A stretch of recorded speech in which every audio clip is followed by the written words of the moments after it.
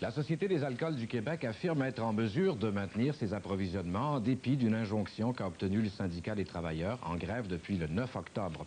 Alexandre Dumas a plus de détails.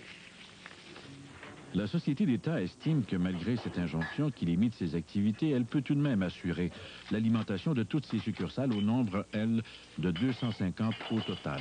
De plus, cette injonction excluait toute la partie du transport qui est assumée normalement par les manufacturiers vers les succursales. Cette injonction, émise vendredi soir, en fait, en faveur du syndicat des travailleurs de la SAC, limite au seul cadre de la société le droit d'effectuer le travail de distribution habituellement confié aux syndiqués et interdit de facto aux transporteurs publics de se livrer à semblable distribution depuis le centre de distribution de Montréal.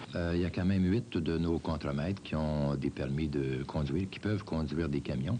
Donc je pense qu'à 8 camionneurs, on peut alimenter. C'est ce que ça a. Par contre, l'inconvénient, c'est que ça nous enlève quand même 8 contremaîtres à l'entrepôt au niveau de la préparation des stocks. D'un autre côté, le syndicat évalue aujourd'hui la possibilité de réclamer une deuxième injonction, mais une injonction cette fois pour la région de Québec, tout comme les leaders syndicaux envisagent d'entreprendre des recours civils au montant d'1 million de dollars contre l'employeur relativement aux 1169 infractions constatées par un enquêteur du ministère du Travail à l'égard de la loi anti-SCAP du Québec.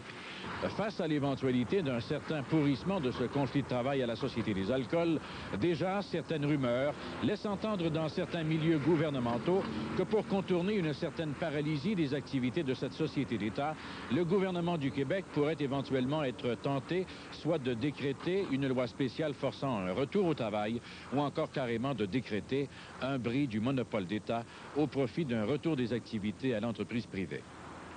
Alexandre Dumas,